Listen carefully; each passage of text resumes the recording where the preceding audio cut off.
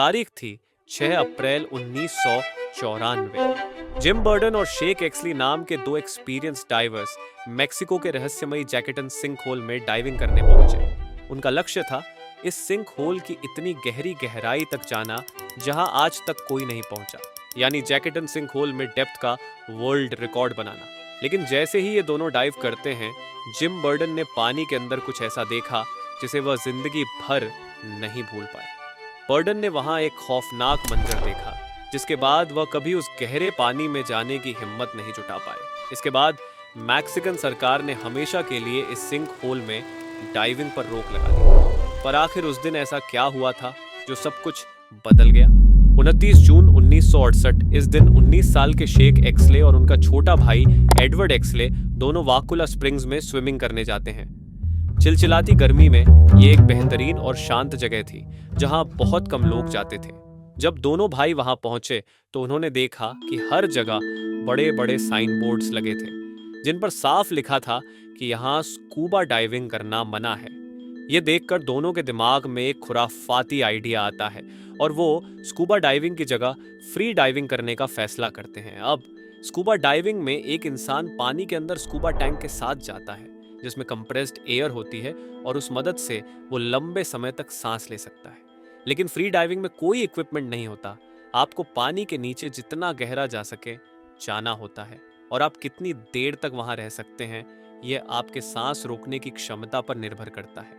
दोनों भाई जो करने जा रहे थे वो काफी खतरनाक हो सकता था, लेकिन शेख और एडवर्ड कोई आम लड़के नहीं थे। शेख तो 16 साल की उम्र से डाइविंग कर रहा था और उसे अपनी क्षमता पर पूरा भरोसा था।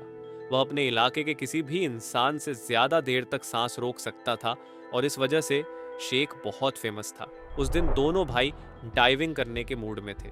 शेख एक डिवाइस लाया था जिसे डेप्थ गॉज कहते थे, जिससे वह यह माप सकते थे कि कौन कितनी गहराई तक गया। फिर क्या था, दोनों भाई बारी बारी से डाइव करना शुरू करते हैं। पहले एडवर्ड जाता है, एक सर्टेन डेप्थ तक पहुंचने के बाद वापस लौट आता है। फिर शेख जाता है और एडवर्ड से थोड़ा और गहरा जाता है। एडवर्ड भी रिकॉर्ड तोड़ने की कोशिश करता है और यह सिलसिला काफी देर तक चलता है। अब जहां शेख 50 फीट की गहराई तक जा चुका था, वहीं एडवर्ड ने अपना बेस्ट अटेम्प्ट 42 फीट तक ही किया था। एडवर्ड किसी भी हाल में अपने बड़े भाई का रिकॉर्ड तोड़ना चाहता था। वह गहरी सांस लेता है और पूरी ताकत के साथ पानी में डाइव लगाता है। एडवर्ड नीचे जाता रहता है और कुछ ही देर में एक बजर बजता है जो बताता है कि उसने शेख का रिकॉर्ड तोड़ दिया है। शेख एडवर्ड को देखने के लिए पानी में झांकता है और देखता है कि एडवर्ड धीरे धीरे ऊपर आ रहा है। लेकिन अचानक एडवर्ड अपना होश खो देता है और अनकॉन्शियस होकर नीचे की ओर जाने लगता है। अपने भाई को बचाने के लिए शेख तुरंत डाइव मारता है, लेकिन एडवर्ड इतनी गहराई तक जा चुका था कि शेख फ्री डाइविंग से वहां तक नहीं पहुंच सकता था। शेख जल्दी से पानी से बाहर निकलता है, भागते हुए बीच पर जाता है और अपनी कार से एयर टैंक लाता है। लेकिन इतने समय तक डाइविंग करने के बाद शेख के पास इतनी ताकत नहीं बची थी कि वो इतनी गहराई तक डाइव करके अपने भाई को बचा सके। किस्मत से पास में स्विमिंग कर रहा एक व्यक्ति शेख को देखता है और तुरंत डाइव करके एडवर्ड की बॉडी बाहर निकाल लाता है। हालांकि एडवर्ड इतनी गहराई पर चला गया था कि उसकी सांसें रुक चुकी थीं। फिर भी शेख हार नहीं मानता और उसे सीपीआर देने की कोशिश करता है। एक मिरेकल होता है और एडवर्ड फिर से सांस लेने लगता है।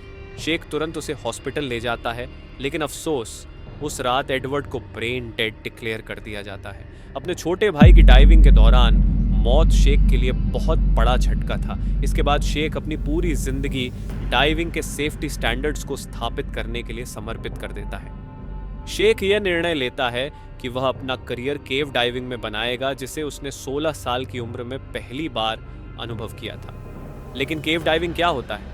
देखो, जैसे जमीन पर गुफाएं होती हैं, वैसे ही पानी के नीचे भी गुफाएं होती हैं जिनमें पानी भरा होता है। इन पानी से भरी गुफाओं में डाइव करना और उन्हें एक्सप्लोर करना ही केव डाइविंग कहलाता है, जो एक एक्सट्रीम स्पोर्ट है। शेख इतनी गुफाओं में डाइव करता है कि वह इस क्षेत्र का एक्सपर्ट बन जाता है। अब ये बात हम इसी फैक्ट से समझ सकते हैं कि 23 साल की उम्र तक शेख एक्सली 1000 केव्स डाइव करने वाला वो दुनिया का पहला इंसान था। अब समझते हैं कि आखिर केव डाइविंग इतनी खतरनाक होती क्यों है। तो दोस्तों देखो, अंडर वाटर डाइविंग में आने वाली सबसे पहली प्रॉब्लम तो है एक्सट्रीम वाटर प्रेशर। देखो, जैसे जैसे हम पानी में गहराई पर जाते हैं ना, हमारे ऊपर पानी का प्रेशर बढ़ता जाता है, जो एक लेवल के बाद कई चीज़ों को क्रश कर सकता है, इवन इंसान को भी। और इतना ही नहीं, नाइट्रोजन नार्कोसिस और डिकम्प्रेशन सिकनेस को भी झेलना होता है। देखो, हमारे एटमॉस्फेयर के कंपैरिजन में पानी के अंदर एयर काफ़ी डेंस होती है, जिस कारण से यहाँ नाइट्रोजन की मात्रा भी कई गुना ज़्यादा होती है। ऐसे में डाइवर की ब्लड स्ट्रीम में नाइट्रोजन की मात्रा बढ़ने लगती है और उसे ऐसा फील होता है जैसे उसने ड्रिंक किया हुआ है। इससे बचने के लिए ड्राइवर्स ऐसे स्पेशल एयर मिक्सचर को इनहेल करते हैं जिसमें लेस नाइट्रोजन होती है। लेकिन अगर कोई ड्राइवर नाइट्रोजन नार्कोसिस का शिकार हो जाता है ना, तो पानी के कई 100 फीट नीचे वो बेहोश हो सकता है और उसकी मौत भी पॉसिबल है। पर जैसा कि मैंने आपको पहले ही बताया, शेख एक्चुअली एक एक्स्ट्रा ऑर्डिनरी ह्यूमन बीइंग था और नाइट्रोजन नार्कोसिस के अगेंस्ट उनका रेजिस्टेंस भी दूसरों से कई ज्यादा था। इसको हम साल 1970 में हुए एक कंपटीशन के एग्जाम्पल से समझ सकते हैं, जहां दो ड्राइवर्स 400 फीट की डाइव का रिकॉर्ड बनाने का अटेम्प्ट करने जा रहे थे और शेख को उनकी सेफ्टी में लगाया गया था। अब होता यूं है कि दोनों ड्राइवर्स रिकॉर्ड बनाने के चक्कर में काफी गहरे चले जाते हैं और नाइट्रोजन नार्कोसिस का शिकार होकर बेहोश हो जाते हैं। इन ड्राइवर्स को बचाने के लिए शेख सॉल्टी वाटर के अंदर 465 फीट की डाइव लगाते हैं। हालांकि यहाँ भी कुछ वैसा ही होता है जैसा एडवर्ड के साथ हुआ था। शेख एक लिमिट तक तो नीचे जाते हैं, पर इन दोनों की बॉडी कुछ ज्यादा ही नीचे चली जाती है और इन दोनों की मौत हो जाती है। Apart from this tragic accident यहाँ हमें देखने को मिलता है शेख का अंडर वाटर रेजिस्टेंस दूसरे ड्राइव से कहीं ज्यादा था। शेख एक्चुअली हिस्ट्री के पहले इंसान थे जिन्होंने टेक्निकल स्कूबा ड्राइविंग में 800 फीट की गहराई तक डाइव किया था। अब ये कितनी बड़ी अचीवमेंट है, ये समझने के लिए जान लो कि आज तक महज 35 लोग ही ऐसा कर सके हैं। यहाँ तक कि इस शख्स ने अपने करियर में कभी भी डीकम्प्रेशन सिकनेस का सामना नहीं किया था। अब जैसे आप किसी सोडा कैन को जल्दी जल्दी खोलते हो तो उसमें बबल्स बनते हैं, वैसा ही कुछ पानी में गहरी डाइविंग करते वक्त होता है। जब एक डाइवर गहरी डाइविंग के बाद तेजी से ऊपर आने की कोशिश करता है तो पानी का प्रेशर अचानक घटता है और डाइवर के ब्लड में बबल्स बनने लगते हैं। इसे डीकम्प्रेशन सिकनेस कहा जाता है, जो डाइवर को वीक कर देता है और कई बार वह बेहोश भी हो सकता है। लेकिन शेख एक्चुअली पर इन समस्याओं का कोई खास असर नहीं होता था। यही वजह थी कि 1994 तक उनके नाम 881 फीट गहरी डाइव का वर्ल्ड रिकॉर्ड था। अब एक दिन शेख के अच्छे दोस्त और एक्सपर्ट डाइवर जिम बर्डन ने शेख से कहा कि उन्हें एक दुनिया की सबसे गहरी केव के बारे में पता चला है। जिम मेक्सिको की ओल्डा म्युनिसिपैलिटी में स्थित जैकेटन की बात कर रहे थे, जो असल में एक सिंक होल था। हालांकि उस समय तक इसकी सटीक गहराई मापी नहीं गई थी और जिम का अनुमान था कि यह 1000 फीट गहरा होगा। जब शेख और जिम ने जैकेटन को पहली बार देखा तो दोनों की आंखें चमक उठी, क्योंकि यह डाइव करने के लिए बिल्कुल परफेक्ट लोकेशन लग रही थी। दोनों ने तय किया कि वे 1000 फीट यानी 339 मीटर गहरे सिंक होल के बॉटम तक डाइव करेंगे और वर्ल्ड रिकॉर्ड बनाएंगे। लेकिन यह आसान नहीं था। इसके लिए उन्हें बहुत प्लानिंग करनी पड़ी और कई दिन खर्च किए गए।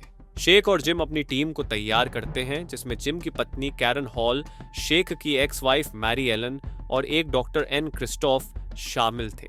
ये सभी लोग न केवल फैमिली से थे बल्कि बहुत ही एक्सपीरियंस्ड और क्वालिफाइड डाइवर्स थे।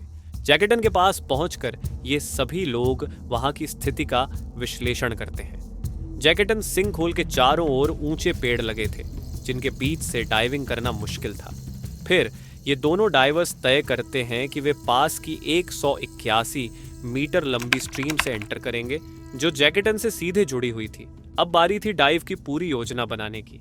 जैकेटन का विश्लेषण करने के बाद एस्टिमेटर का अनुमान था कि बॉटम तक पहुंचने में 11-12 मिनट लगेंगे, यानी 30 मीटर प्रति मिनट की स्पीड से। इन दोनों का लक्ष्य सिर्फ बॉटम को टच करके वापस लौटना था, क्योंकि वहां रुकना खतरनाक हो सकता था। वापसी में करीब 10 घंटे लग सकते थे, क्योंकि जल्दी ऊपर आने से डिकम्प्रेशन सिकनेस हो सकता था। इसके लिए 2 रॉपवे सेट किए गए थे, जिससे इमरजेंसी में मदद मिल सके।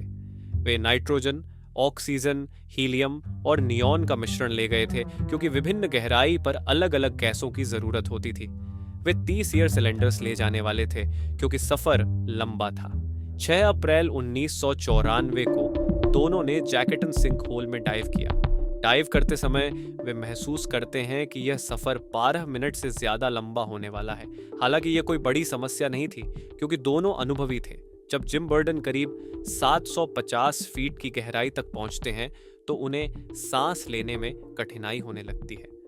900 फीट तक पहुंचते पहुंचते उन्हें एहसास होता है कि यह समस्या ज्यादा एयर कंज्यूम करने की वजह से हो रही है।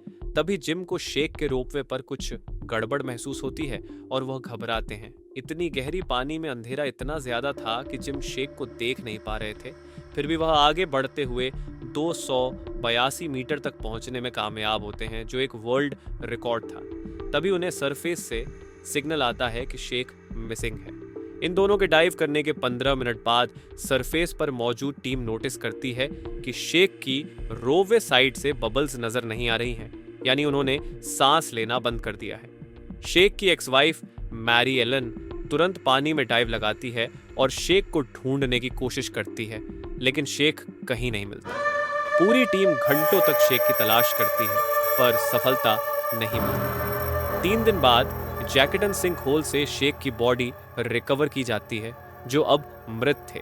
एस्टिमेटर का कहना है कि शेक करीब 268 मीटर की गहराई पर पहुंच चुके थे, फिर अनकॉन्शियस महसूस करने लगे। सिचुएशन इतनी बिगड़ गई थी कि उन्होंने खुद को रोपवे से अटैच कर लिया ताकि उनकी बॉडी ढूंढने में कोई मुश्किल ना हो। अब सवाल यह है कि शेक जैसे अनुभवी डाइवर के साथ ऐसा क्या हो सकता था। इसका कारण एपीएनएस हाई प्रेशर नर्वस सिंड्रोम माना जाता है। एपीएनएस तब होता है जब डाइवर्स 500 फीट से ज़्यादा गहराई पर डाइव करते हैं और एयर मिक्सचर में हीलियम होती है। हीलियम मिक्स करने का कारण नाइट्रोजन नार्कोसिस को कम करना है, लेकिन इसी के कारण एपीएनएस का खतरा बढ़ता है।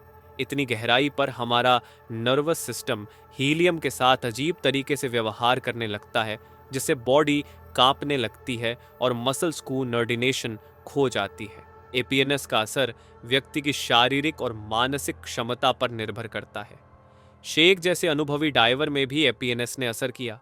29 साल के करियर में 4000 से ज्यादा केप डाइव्स करने वाले शेक 45 साल की उम्र में इस स्थिति का शिकार हो गए। उम्र के कारण एपीएनएस ने उनकी जान ले ली। यह भी नहीं था कि शेक को इसके बारे में कोई अंदाजा नहीं था। 1993 में, 1 साल पहले, शेक ने साउथ अफ्रीका के नॉर्दर्न केप प्रोविंस में लोकेटेड बुशमेन्स होल में डाइव लगाई थी। करीब 228 मीटर की गहराई पर पहुंचते ही शेक को सीवियर एचपीएस का सामना करना पड़ा। हालांकि उन्होंने तुरंत खतरे को भांप लिया और ऊपर की ओर जाना शुरू कर दिया। उस दिन वह मौत के मुंह से बाहर निकल आए, लेकिन जैकेटन सिंक होल में उनकी किस्मत ने उनका साथ नहीं दिया और एक महान डाइवर की जिंदगी का अंत हो गया। अब सवाल यह है कि ये डाइवर्स इतनी गहराई पर डाइव क्यों करते हैं। इसका रीज़न है कि डाइवर्स को ये एडवेंचर और थ्रिल लगता है। जैसे स्काई डाइविंग में खतरा होता है, वैसे ही डाइविंग में भी होता है, लेकिन लोग उसे करते हैं क्योंकि उन्हें थ्रिल एक्सपीरियंस करना होता है। सेम इसी तरह 2 डाइवर्स केव में जाते हैं और तभी उनका ऑक्सीजन खत्म हो जाता है। ये वीडियो देखने के लिए ऊपर क्लिक करें। Thank you.